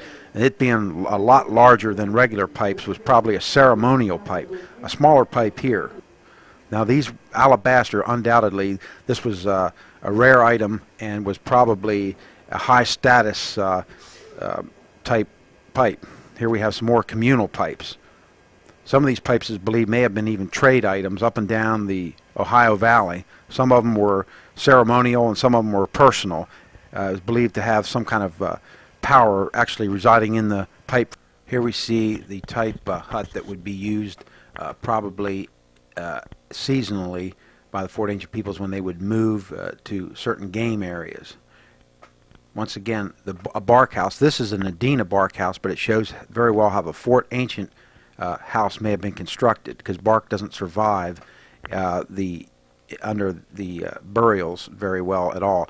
And although they believe the Fort Ancient peoples used wob and dottle and reeds the way the Mississippians did, they also believe a lot of the villages may have used bark, indicating a northern influence. Once again, these Fort Ancient peoples are more seen as a crossroads type area, an exchange place for different types of ideas than as any set culture. Fort Ancient merely being a name applied to them. Corn patch. Note the shaman there holding the corn, the sacred corn. This is part of the green corn ceremony, which corn spread throughout all the areas of the United States, coming from probably from South America and such.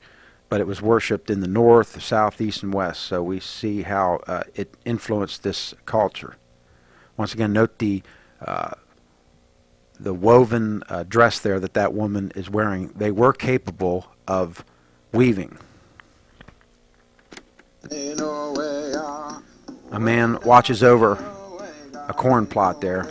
Here we see a possible village showing Fort Ancient influence, although it's not known if these people were part of the Fort Ancient culture.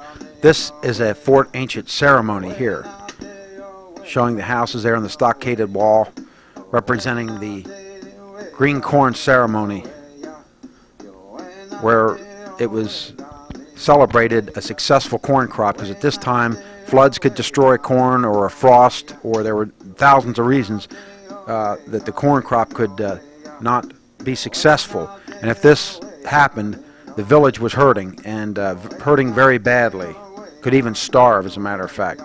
And that's why the family was so important, because they would rely on other relatives or other villages to help them if their corn crop failed. So this shows a lot of their communal beliefs.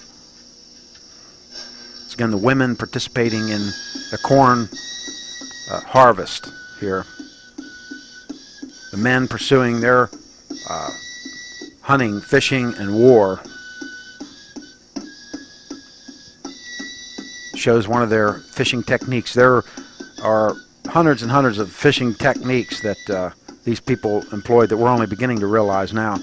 A burial here, although this is believed to be a picture of an Adena burial, it could very well apply to a burial of a Fort Ancient shaman.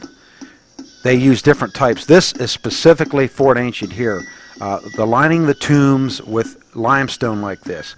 This is one of the things that marks the Fort Ancient burial, and was later practiced by the Shawnee. So there's the connection there between the historic Shawnee and the Fort Ancient peoples. A dog burial here, I believe, may have been a sacred burial. Here a woman supplicates to her husband who has died.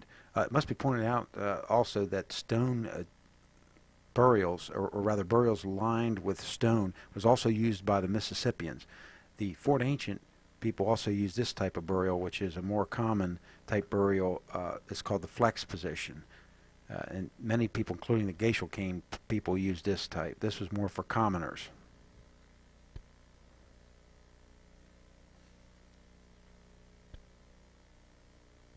Here we see a man giving an offering to the deceased. Here we see another thing that was practiced by the Indians of the eastern woodlands. It would have been practiced by the Fort Ancient people as well. It's called petroglyphs. They made these petroglyphs into rock, carved them into rock, and it's believed they may have been some type of territorial markers, or affiliated with some religious cults or something like that. As a matter of fact, it's believed even the weeping eye, which you've seen in previous picture, was part of a military cult that would have been practiced in the Ohio Valley.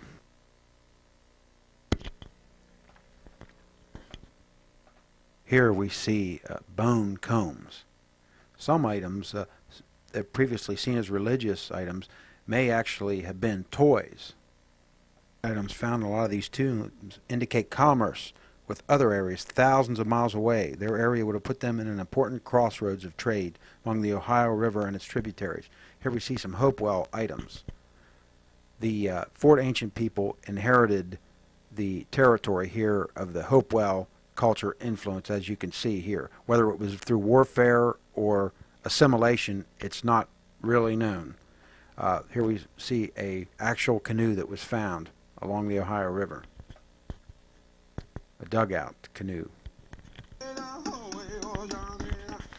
In regard to burials, the village was divided along kinship or social lines. Grave goods were an indication of status. Copper, brass pipes, and sheet metal tubes being the most proficient. Burials were underneath the floor of the houses and in the village in the Fort Ancient culture. Some, however, were outside the village. Once again, there is no real firm, rigid pattern of customs. This would indicate a crossroads of cultures of influence from north, south, east, and west. Once again, though, burying under the floor is a Mississippian practice.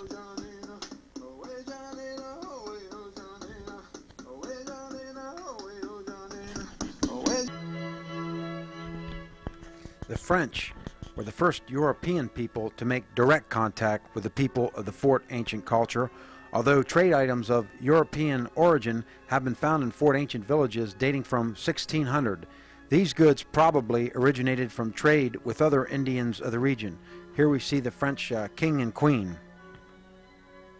The French sent missionaries to Christianize the Indians, and they were received generally well, although not always. As we'll see in the next picture. Here is a picture of the Jesuit being tortured to death by the Indians. The French came upon these ancient villages around the 1630s, 1640s. They had a trade route that ran from Quebec to New Orleans, and Indians very early wanted to trade with these Frenchmen because they had metal objects, metal tools, and most importantly a gun, which became very important in the fur trade.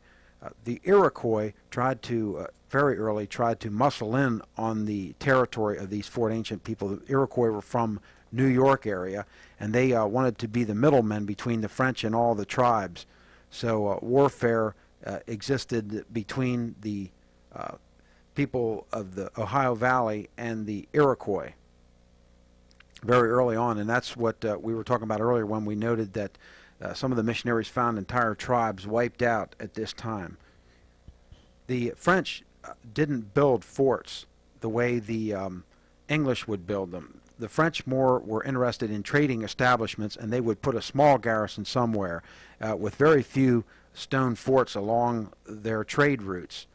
The English, however, would build very strong forts, and as we'll see, here we have a fur ship called the Griffin that plied the Great Lakes with furs.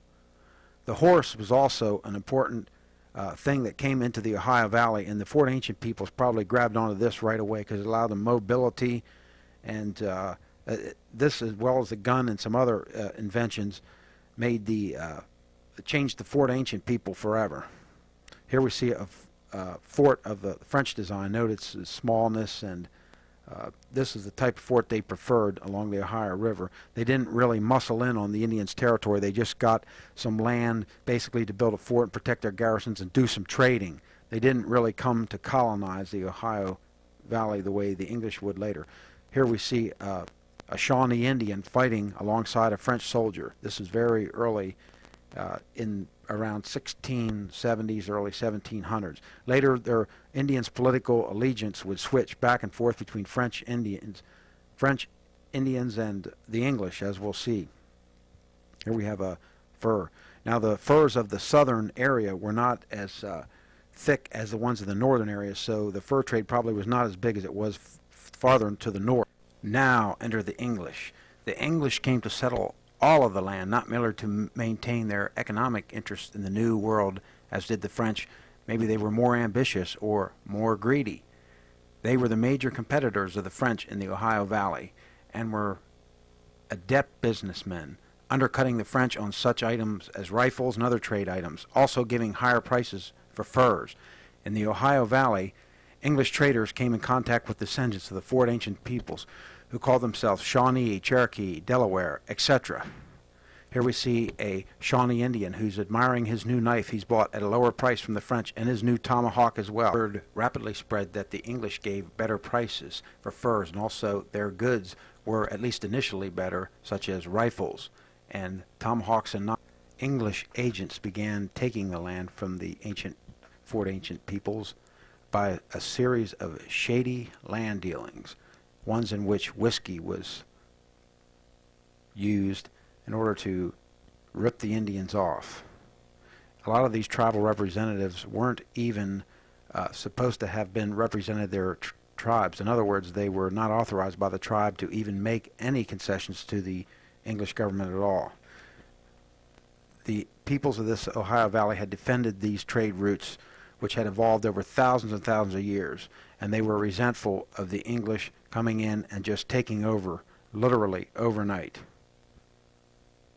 Here we see a Shawnee Indian with his furs.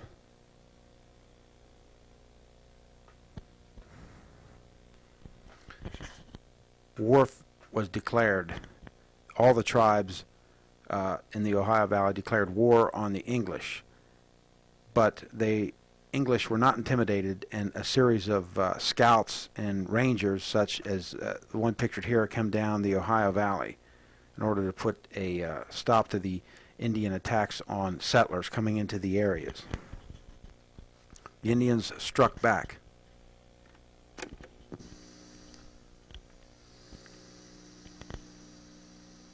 Any man coming down the Ohio River was liable to be attacked at any time, any settler.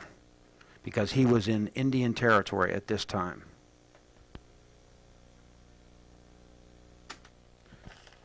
Whereas the French were rigid about who was allowed to settle in the colonies, the English permitted about anyone who could pay for their passage to enter.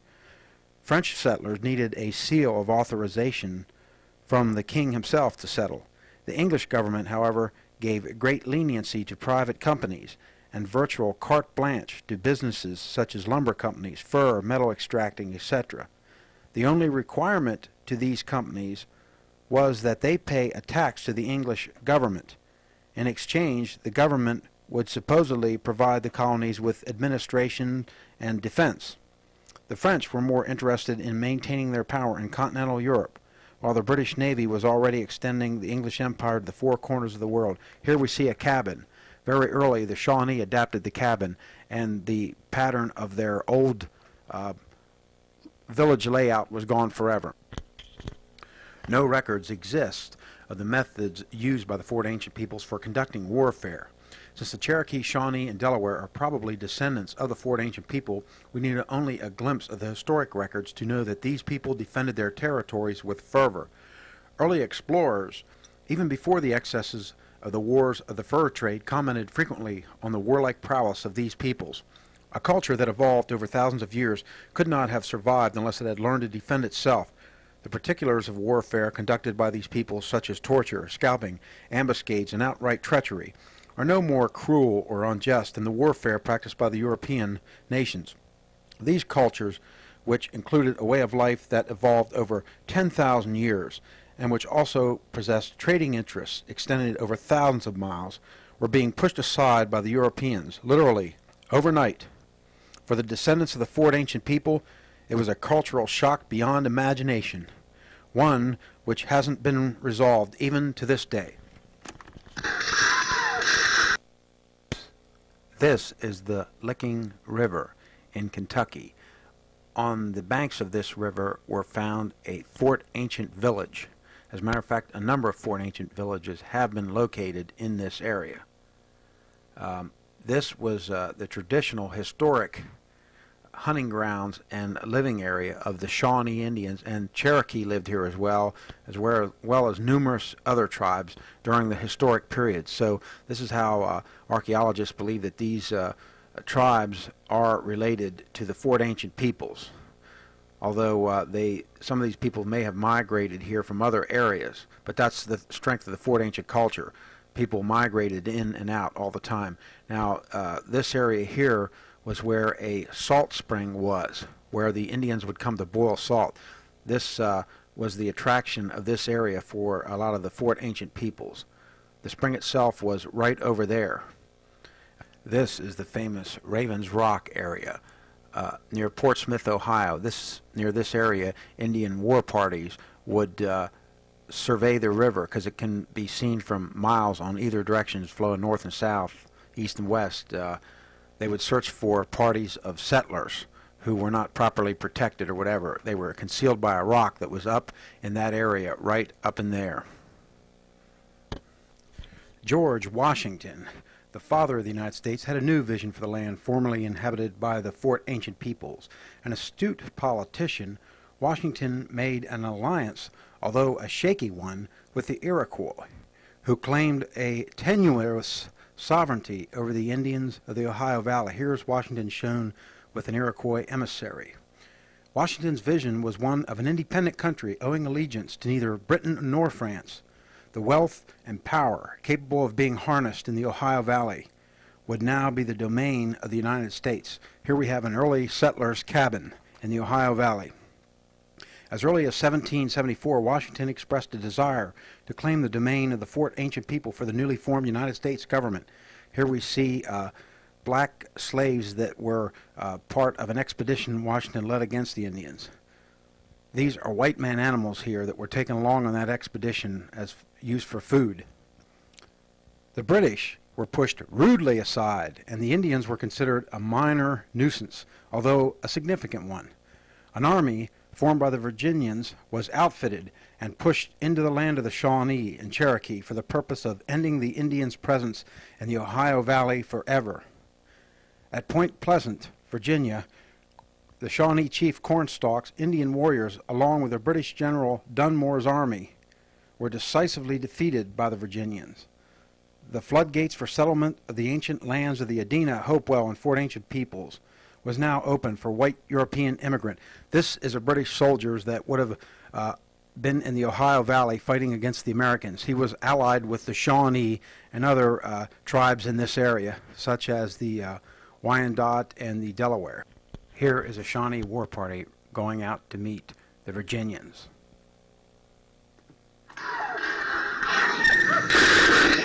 These are the Virginians at the Battle of Point Pleasant. This is from a classical picture of the battle.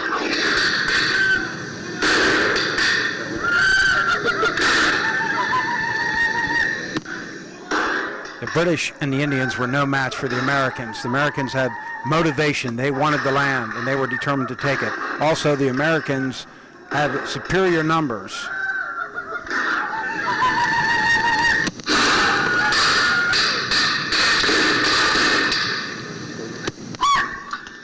This is an Indian warrior marked for death. The Indian chief, Cornstalk, on the right, and one of his sub-chiefs. He led the Shawnee at the Battle of Point Pleasant, and he led all the Indian forces. This is Lord Dunmore, the British governor of Virginia. Many said he double-dealt in this battle, made deals secretly with the Virginians, and appeared to be fighting with the Shawnee.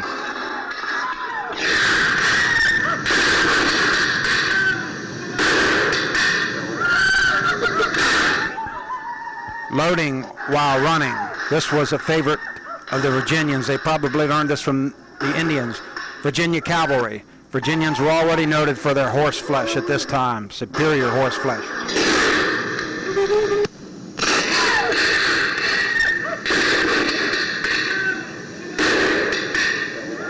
Virginian lies dead here. The Indians fought in the tradition they'd known for years, guerrilla warfare, hiding behind trees. The Virginians used cavalry and other modern tactics. In this instance, guerrilla warfare was met with guerrilla warfare, in that the Virginians knew how to fight Indian style as well, and did.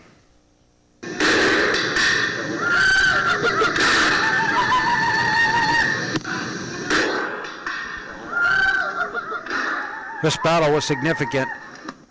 This ended the Indians' presence pretty much in the Ohio Valley. They began moving west after this battle.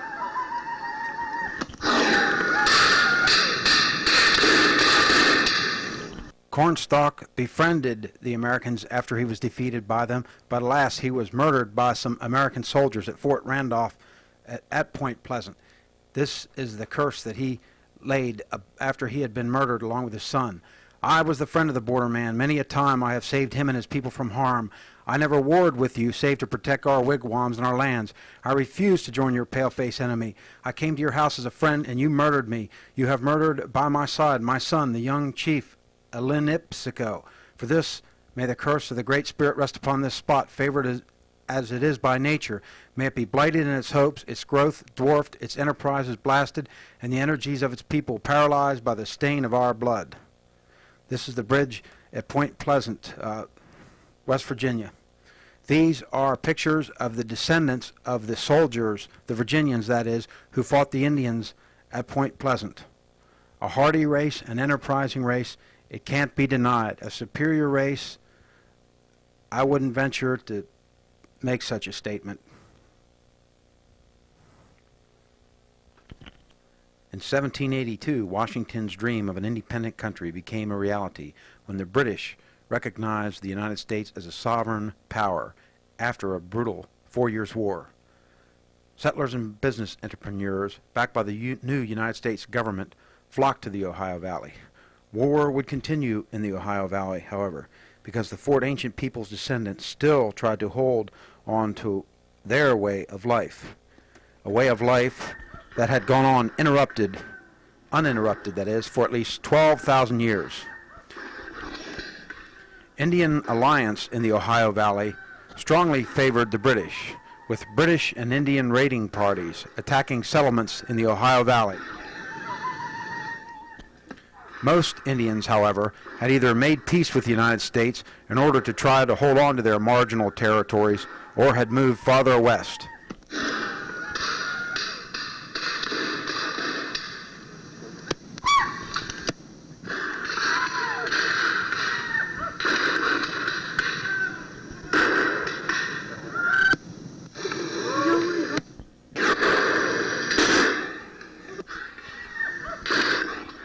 The war in the Ohio Valley would continue on for another 20 years after the American Revolution.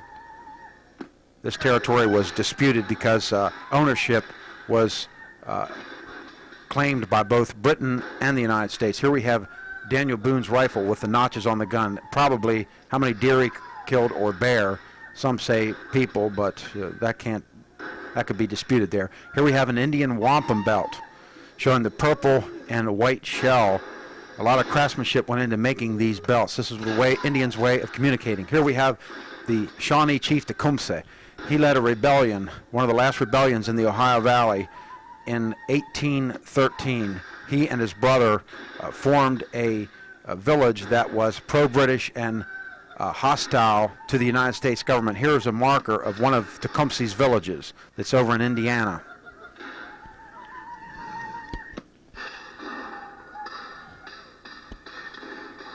One of the last incidents of the war for the Ohio Valley occurred at Pigeon Roost, Indiana in 1813 when some Shawnee attacked a newly formed immigrant European settlement. Supposedly, one of the reasons for the attack had to do with the settlers slaying a sacred white deer. To the Shawnee, this was like desecrating and burning a church altar. The Shawnee struck at this settlement with particular ferocity. Although in this area an Indian's life wasn't worth a hoot, because no one had ever been prosecuted in this area for killing an Indian. Here we see a scalp.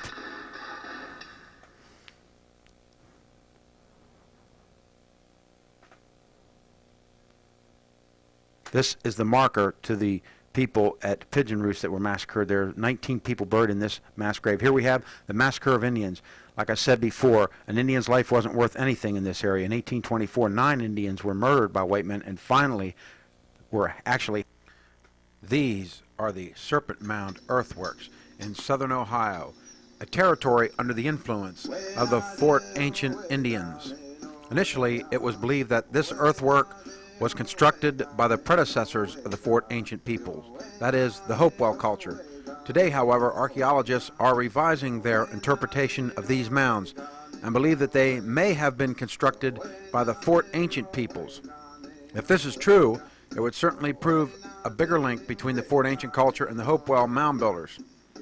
In fact, the Serpent Mound is a calendar which, when used properly, shows a planting and harvesting season as well as other important astronomical alignments. This would correspond with the Fort Ancient culture's reliance on agriculture, primarily the corn, beans, and squash. The serpent was seen as a holy animal to the Indian cultures.